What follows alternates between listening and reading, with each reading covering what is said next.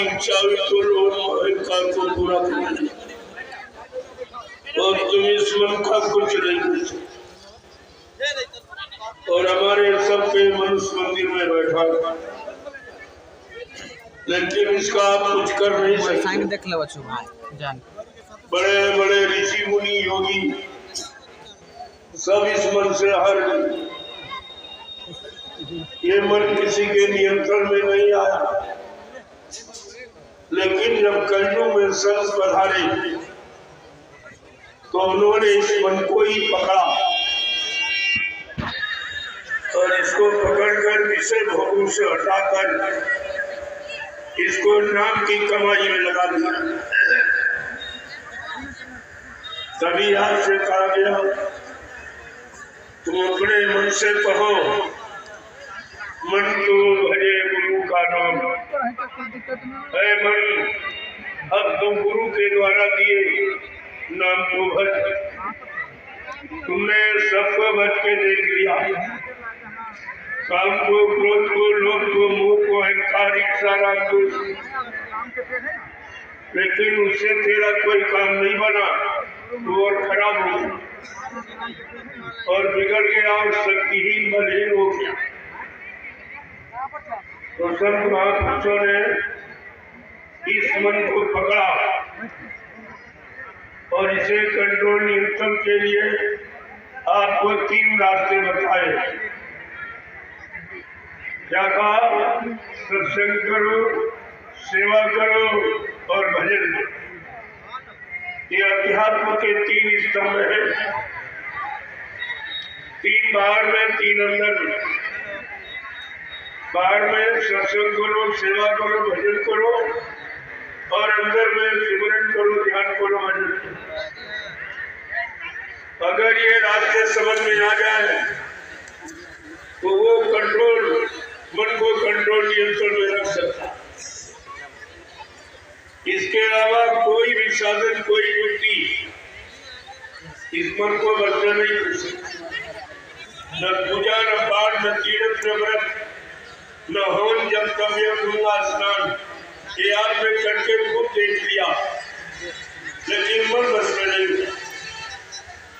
मन ने तुम्हारे पर शासन किया, तुमने मन पर शासन दिया। और आज से नहीं, 3 युगों से ये मन इसी में फंसा पड़ा है। जो भी आया वो मन के अधीन रहा और मन ने सबको गुलाम बना के रखा। किसी को काम का गुलाम, किसी को क्रोध का, किसी को लोभ का, किसी को अहंकार का, किसी को ईर्ष्या, द्वेष का। इन सब को गुलाम बना के रखा। इस गुलामी से मुक्त कराने का केवल वादा है तो सब सदगुरु का, और आपने उनको बुला दिया। तुम्हारे पास उनका कोई ज्ञान नहीं है, तुम्हारे पास उनका कोई सत्संग वचन नहीं है, तुम्हारे पास उनका कोई वादा नहीं है, तुम्हारे पास परिवर्तन की कोई भूख का व्यवस्था नहीं। जबकि बाबा जी ने ये सब बना के आपको दिया, कोई चीज नहीं छोड़ी, न भौतिक जगत की, न आध्यात्मिक जगत। तुम्हारे पास न तो भौतिक का कुछ है, न कुछ अध्यात्म का। तो तुम्हारा जीवन तो ऐसे व्यर्थ में चला जाएगा। जिस महापुरुष ने इतना समय तुम्हें जगाने में, चिताने में, होश में लाने में, खड़ा करने में जितना समय लगाया, 60 वर्ष का, 10 जुलाई 1952 से और 2012, ये 60 साल का समय आपको मथुरा में या पूरे हिंदुस्तान में घूम घूम कर जितने सत्संग सुनाए गए, 3 साकेत महायज्ञ कराए गए, और कहा बच्चा भी 4था यज्ञ बाकी है जो सतयुग आगमन का हो। वो भी बात तुम्हारे समझ में नहीं आई। अभी 4था यज्ञ तो हुआ नहीं है और तुम कह रहे हो बाबा जी चले गए, फिर ये 4था यज्ञ कौन करेगा? साकेत महायज्ञ ये कौन करेगा? इस पर आपको विचार करना चाहिए। और ये परिवर्तन कौन करेगा? जितनी शक्तियां आई सब देशी विदेशी परिवर्तन के लिए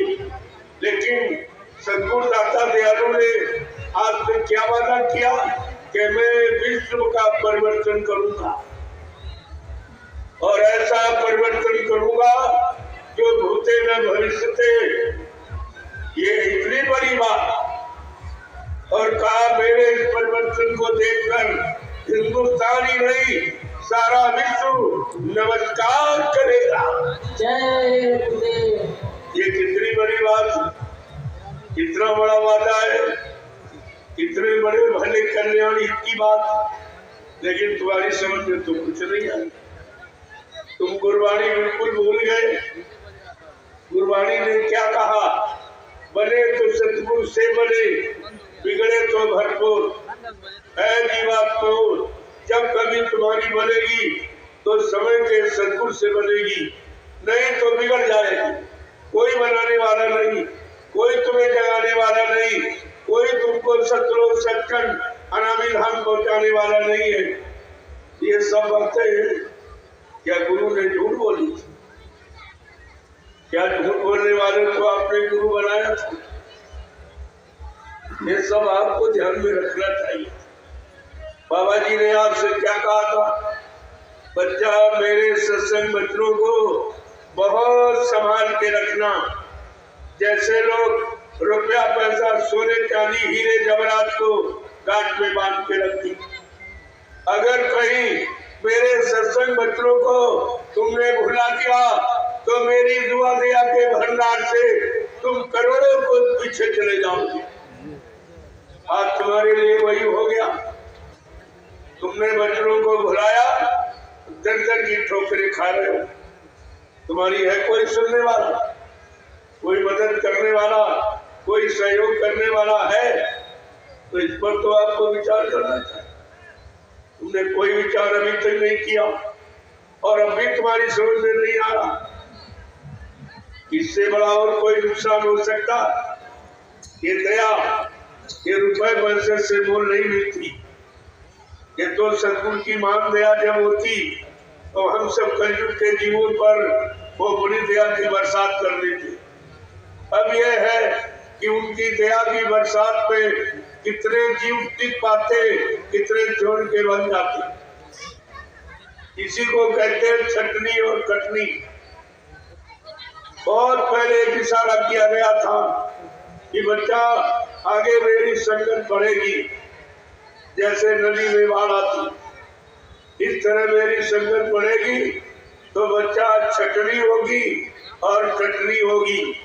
इस पर जो लोग नहीं मान पाए, इशारों को बच्चों को नहीं समझ पाए, तो ये कुदरत चटनी भी करेगी। और ये सब काम आपके सामने हो रहा, लेकिन तुम्हारी समझ में भी कुछ नहीं आ रहा कि क्या हो रहा है, क्या नहीं हो रहा है, क्या होना चाहिए और क्या होने लगा। क्या इस पर आपने विचार किया? कुछ इतना खराब समय आ गया जो बाबा जी 1980 से आपको बराबर चले आ रहे बताते। जिस बीमारी का जिक्र किया जा रहा कोरोना, बाबा जी ने 6 नवंबर 1986 में ये कहा था कि अगर तुम लोग शाकाहारी न हो पाए तो कुदरत नाराज हो गई है। तुम्हारे काले कारनामों से जो आपने मार काट, हिंसा, चोरी, कत्लेआम, व्यभिचार, कुचार किया और धोखाधड़ी, छलकपट, इससे कुदरत सख्त नाराज हो गई और वो कुछ करना चाहती है। कुदरत का काम तुम्हारे हित में नहीं होगा। अगर आप शाकाहारी न हो पाए, सदाचारी न बन पाए, सत्य, ईमानदार, नेक, भले, चरित्रवान न बन पाए, तो कुदरत एक ऐसी बीमारी छोड़ देगी जिससे सारा विश्व तबाह हो जाएगा।